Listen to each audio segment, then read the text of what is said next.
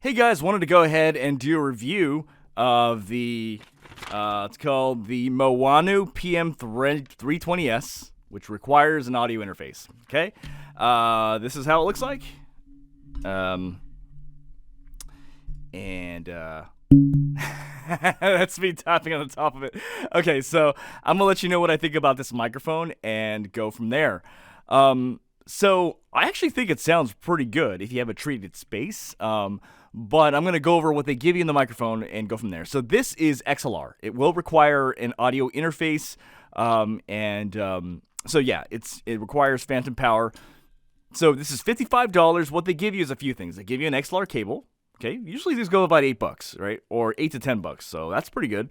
They give you a pop filter. These are around $10 to $15. I'm not using their pop filter because I like my own pop filter. So this is that. They give you a shock mount. Shock mounts usually go for like $20 usually.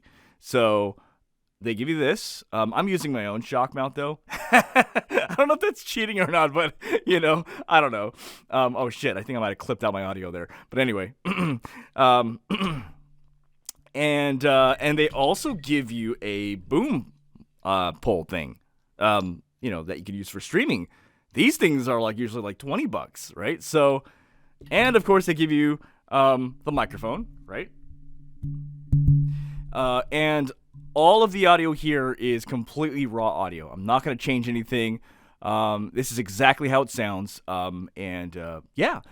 So, what are my thoughts? I think this is a pretty dang good deal for $55. Okay, so first off, I want to say something. I was not sponsored by this company. They did not give me this microphone. I bought this with my own money because there was a guy on Voice Acting Reddit. He posted 2 days ago, and he's like, hey, what do you guys think of my sound? I'm trying to set things up, and I'm listening to it. I'm like, that sounds pretty good. What are you using? And he's like, I'm using the Maono PM320s. And then I'm like looking it up. I'm like, oh, Maono, I know these guys. Because they usually make like USB microphones. And then I looked at it, it's $55, and I'm like, whoa, this is pretty good. And I picked it up. This is exactly how it sounds. And this is raw audio. This sounds pretty good. I gotta say, this sounds. I am pretty impressed. I would say this audio. If you had an audio interface, so I'm actually plugged right now into the MOTU M2, which is unfortunately down there. But what you could do is you could get something like the M-Track Solo. This is like $50. So $50 plus $50, you're talking like actually no, $55. So 55 plus 50, 100. I can't even add $105. You could get better sound than a Blue Yeti.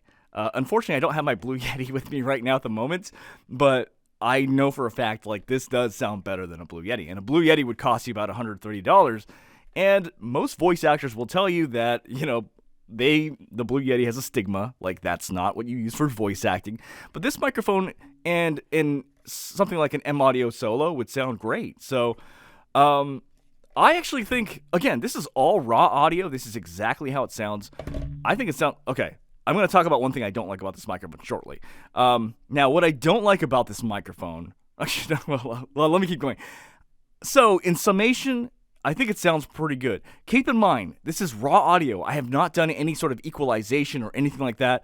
If I was going to do this for myself, it would be really easy for me to make this sound good. And in my opinion, this is good for Fiverr, Casting Call Club, Twitter projects,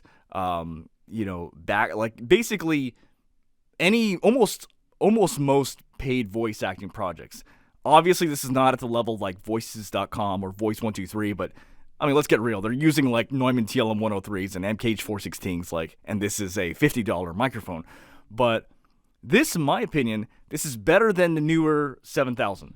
This is better than the AT2020 XLR and USB. This is better than the ATR 2100. This is better than the Razer Siren Mini, which is getting a fuck ton of hype. This is better than the Fifine K670, Fifine K679, Fifine K678. Sorry, Fifine, but this is better sounding than all your asses. Sorry, man. Come on, I tested all your mics. Just it's okay. Sorry. this sounds like basically pretty good for $55. I do have to say though, I do like the EM91C from Mackie. I do like their microphone a little bit better than this.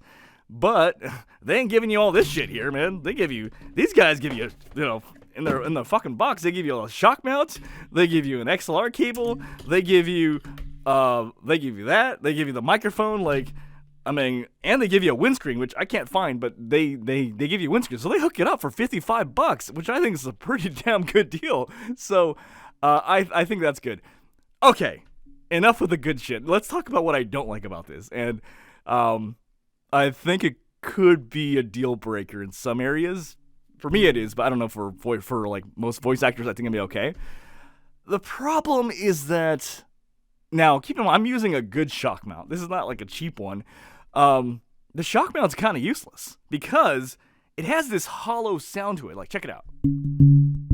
It sounds like fucking I can make music with this. You know what I mean? Like, what the hell? I've never heard a microphone that sounds like that. But the problem is, and you can't see this in the video because, I don't want to show my face here, but there's wires here, and it's kind of like when I tap the wire, dude, that fucks up your recording. That's like, you can't fix that. That's like, if you're recording and it's something critical and like you go and this is in your recording, ain't nothing in the world that can edit that out. You can't use RX7, you can't use Audacity, you can't use Reaper, you can't use anything to edit that out. That's like a deal breaker. That kills your recording.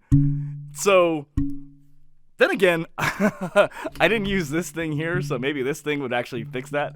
I don't know, but it's so like it makes so much noise. So that, in my opinion, is kind of a deal breaker. But what I can say is this: when there are voice actors who are just starting out and they want like a good look, I'm just moving my hand slightly, just bing, and just like I can hear I can hear that. Oh shit! But anyway, there are voice actors asking for a good setup to start out with. Man, no doubt, like this sounds really good.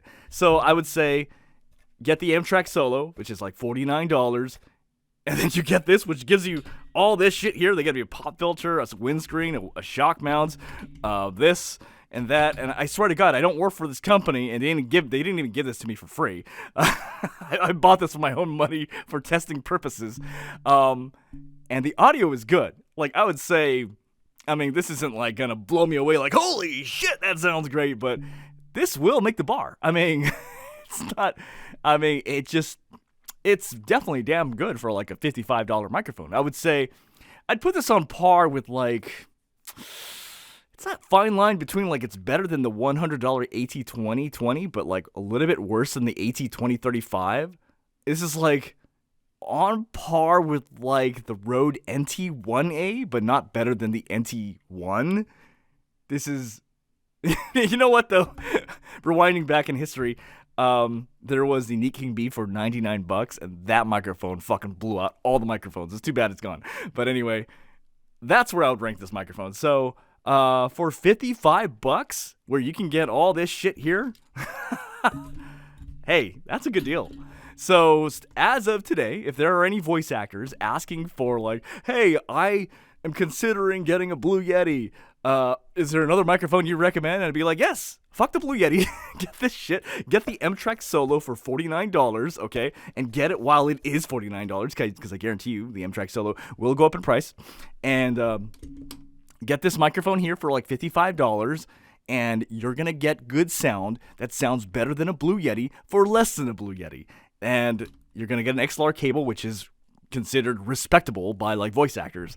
And this is going to give you good sound. Now, keep in mind, you do need to have a good sound treated area, and keep in mind that this, I'm not touching the mic, I'm touching the wire. That's a deal breaker. I feel like if this happens to like a really critical recording, that's your recording's fucked. You can't fix that. You can't fix that. There is no audio editing that will be able to fix that. So, I hope what they need to do is figure out some way, like a Maono version 2, where they figure out something to make it so that this doesn't go bing, bing, bing, bing, bing, like, you know what I mean? So, oh, this might be good for ASMR. I don't know. Anyway, that's my 2 cents. Overall thoughts, good microphone. Sounds great. You get a lot of shit for $55. Definitely a great setup.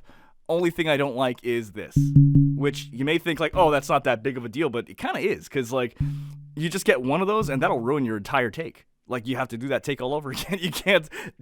There's no audio engineer in the world that can fix that. That's fucked. You done fucked it up. But I think overall, great sounding microphone for $55. That's my 2 cents. All right, you guys have a good one. Bye.